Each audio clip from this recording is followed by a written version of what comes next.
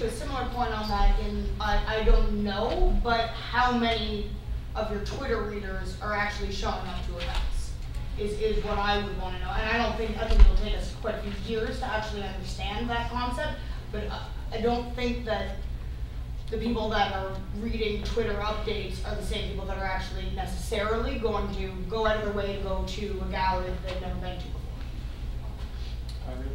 I guess I have a question for the audience. I think we have a good cross-section here of demographics. Like, how many of you use Facebook? So about half or more than half? Yeah, more than half. Yeah, I think it's a great tool. Personally, that's how I find out about a lot of events, at least for my age group, but I see that more than half people use it here. I think it's a great tool. Well, I'm just wondering how many people target media outside of local media to advertise their events in terms of getting more For example, audience. Well, I don't know, Ottawa Citizen or something. okay. I mean, just reaching outside of local, it's just an idea that was being touched upon. Yeah, we do. Yeah. We just sort of started expanding our advertising into, we went into a 65 plus magazine because we noticed that our local audience definitely, we have a nice big retired crowd that likes to come to our film festival, so we thought if they like to come to it here, maybe they want to come from Ottawa. And we also did the Ottawa Life magazine, the equivalent of Kingston Life in Ottawa. And it did work. I mean, we have a people in lineups for a long time, well, too long, I hope, before a film, so we had a chance to ask a lot of questions, and our demographics show that 30% of our audience is coming from more than 40 kilometers away. So it does work. I don't know if they're coming for our film festival or they happen to be in town and they decide to come to the film festival. That's more than we can get them to answer with our battery of questions. But I do think it works if you've got something you can build on. If you're doing a one-off event, I think that's a huge expense. If you're doing something that's annual, it's worth investing in, but it could take several years to see that result come back. People can make it part of the tradition. Exactly. They say, well, I missed it this year, but maybe next year I'll get there.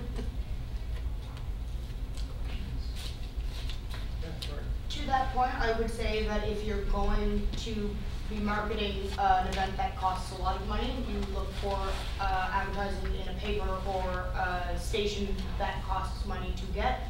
Whereas if you're trying to advertise something that's free, try and go with something that's free, because more likely you're going to find the right leadership that is looking for events that are free. So we're just about at the 2-hour mark, which I wanted to provide an opportunity for people to, mingle and share stories and ask any specific questions to the media reps, especially about rates and that kind of thing. And I noticed Ali brought some material. But before we do that, any other comments, on what works? What are the success stories? What has worked best for your organization or yourselves as artists? Because I see all kinds of success stories, and Homegrown Festival just took off like a rocket, and was so successful in the first years. And I'd be interested in knowing. Or other, and I'm biased to music. Anybody want to share some stories of what their top priorities are when they're trying to promote an event, what they do? Julian? Editorial content, written content. In our experience, both in Kingston and in Toronto, editorial content is far more effective than paid advertising.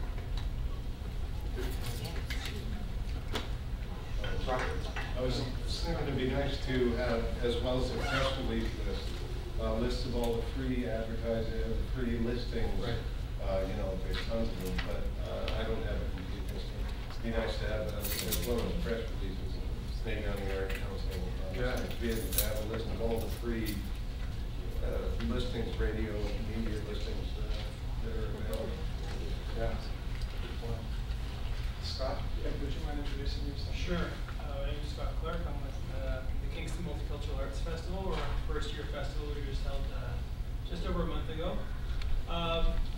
One lesson maybe would be that word of mouth is certainly much more important than media. We had some sort of advertising or mention I think with pretty much everybody in the panel before our event.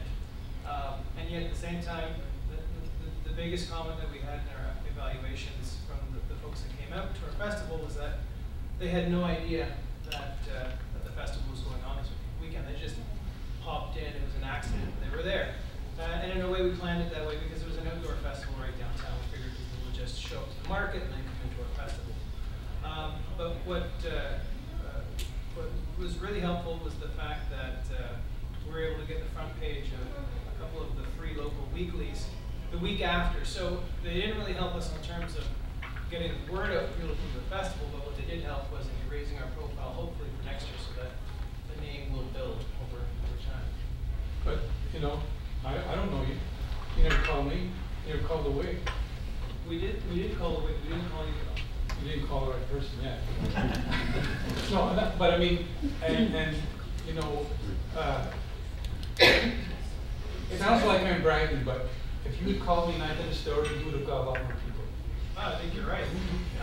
But it's a good point. You didn't know us because we didn't have a name. Yeah. Right? We had no one had ever heard We of didn't have a it. name. Cultural. I've only been writing for 30 years. No, That's the first year. It was our first year. No, but like, how hard did you research how to get? It isn't actually that. It is actually quite difficult to find the contact info for wig writers. Yeah, it's actually. You cannot find it on the website at all. Right, you're not the easiest man to reach because the wig constantly directs you back into the newsroom, and you're not really so much to the newsroom. But we can get a classified ad at the wig with no problem. Yeah. I mean, you might want to talk to your editors because they are steering people away from you, I think. They say, well, just send it to our general address. Just send it to our general address. Okay, that's a good point then. Call me. We'll put his extension on there. 247. No, I know. I've had people say that too, and it is terrible. But you know, it's sort of a fact of life nowadays that you don't get live people when you call anybody. Yeah. And you have to, you know, it's just part of the life skills that we all have to learn is how do I get to that person I want to get. I mean, I even call it sometimes and have trouble. But 247, and the thing is, I am, you know, I have an editor, but he doesn't really know what's going on. Like he's not a person that's well versed in the arts. So call me, and I was going to say this earlier. It's amazing. I'm a sucker for people. So if you talk to me and let me know something about yourself, I might not get you this time, but I'll get you there next time. I mean, in terms of doing the story. So feel free, pitch away. I pitched your event. However, had I had contact with you, I would have pitched harder. And my paper ended up following up and saying that this had happened, which in my personal opinion, is a little bit useless. And that's sad. But what you should be doing is looking up bylines and trying to figure out who wrote the stories about the arcs in Kingston, as opposed to what paper is covering what. Because knowing that and most of my articles have my email address at the bottom of them. Knowing that I'll work harder to try and pitch your story for my paper means that you should contact me directly. And also, because it was the first, usually I can guarantee you a first. When it's a first, I always do it first. Yeah, it's an Pretty well. easy sell. So we lost that. Yeah, first annual, first ever. Yeah. Just pretend next year that it isn't. Yeah. No, that was Forget Greg's it's never gonna happen. That's what I was saying. Okay. The hardest sell is the second. The third actually is a bastard to sell. It's so hard. Yeah, that's true. I'd like to wrap up. I gotta pick on some people about this. Al, you've been doing art shows for so long. Can you share with us just what your, you know, when you go to do a concert or whatever, what's your top things that you do after that? Or is that a secret? I don't want to speak. No, I've been listening to some great ideas and how to pitch to the media. Right on. Al Rankin Productions, and I also do Livewire, but I'm not here with Livewire. I guess, well, just on what we were just talking about, nobody talked about the CBC, pitching the CBC, which is it's a huge audience for us. A lot of the concerts that I do, So, and getting to know all the different personalities, like Richard Fry, Buck 65, does a lot of indie music that we do. So, you know, getting to know those people, and the guy in Ottawa, Alan Neal, and contacting them individually, not just sending out. Because I think what, was it Brad was saying about possibly sending out, did we get it wrong again? Yeah. Sorry, Ben. You know, sending out a media release, no, I think you have to target. You want to target, so you're sending a different thing to Greg Burliak than you are to somebody else. And certainly sending out a whole different thing to your own jazz list, because you're talking to them as jazz fans, and that's going to be a whole different conversation talking to the general public. But yeah, sorry, no. Well, I'm glad you mentioned the CBC. And the other thing, just generally, I say always, you know, if you're talking about a venue, my big thing has always been go smaller than you need. Yeah. Create a demand. Yeah. It's the Montreal Alouettes, and you know, build a smaller stadium and they will come. Al has an advantage with me too, because I directed him to 2 plays. Oh, jeez. Personal connection. Irina? If I can say one thing before we, I guess, go out, is contact CFRC in person if you want to just appear in a show, because that's also really good advertising for you.